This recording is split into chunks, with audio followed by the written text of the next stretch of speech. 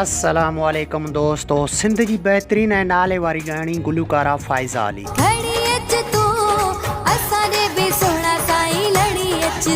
गुलूकारा फ़ाइज़ा अली जी हिकु नाज़ेबा video viral कई। छा गुलूकारा फ़ाइज़ा अली हक़ीक़त में अब्दुल हमीद अबड़े खां अलहदगी अख्तियार कई? गुलूकारा फ़ाइज़ा अली किथां आई ऐं कीअं सॼी सिंध में मशहूर थी?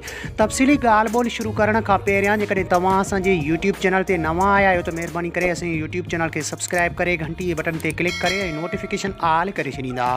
सब्सक्राइब करण सां अव्हां जो को बैलेंस कोन वेंदो, पर असांजी काफ़ी हौसला अफ़ज़ाई थींदी ऐं तव्हांखे बि वधीक वीडियोज़ ॾिसण वटां मिलंदा। हलूं था पंहिंजे मेन टॉपिक तरफ़। त सिंध जी बहितरीन ऐं नाले वारी ॻाइणी गुलूकारा फ़ाइज़ा अली 9 अक्टूबर 1998 ईस्वी धारे दादू में पैदा थी। हींअर हू हैदराबाद ऐं कराची बहरिया टाउन में रहे थी।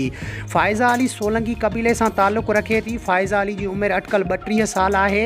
फ़ाइज़ा अली जो क़द 5 फुट ऐं 5 इंच आहे ऐं वज़न 45 किलोग्राम आहे।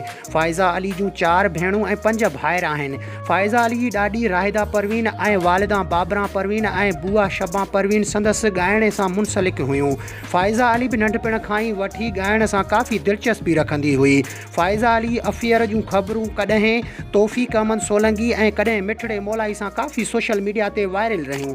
आख़िर उन FBI कमिश्नर अब्दुल हमीद अबड़े सां शादी कई। फ़ाइज़ा अली शादी खां पोइ बि गुलूकारी न छॾी, पर उनखे उहा मोट हाणे नथी मिले। फ़ाइज़ा अली हाणे पंहिंजे मुड़ुसु अब्दुल हमीद अबड़े खां बि काफ़ी ख़फ़ा रहे थी ऐं पंहिंजे फेसबुक अकाउंट ते बि काफ़ी ग़मगीन पोस्ट रखे थी।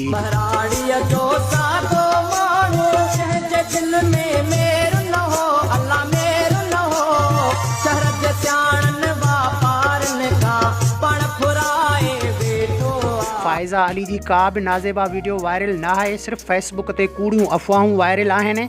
वीडियो पसंदि अचे त असांजे यूट्यूब चैनल खे सब्सक्राइब करे घंटी जे बटन ते क्लिक करे ऐं नोटिफिकेशन ऑल करे छॾींदा। मिलंदासीं कंहिं नए वीडियो में। तेसिताईं अल्लाह हाफ़िज़।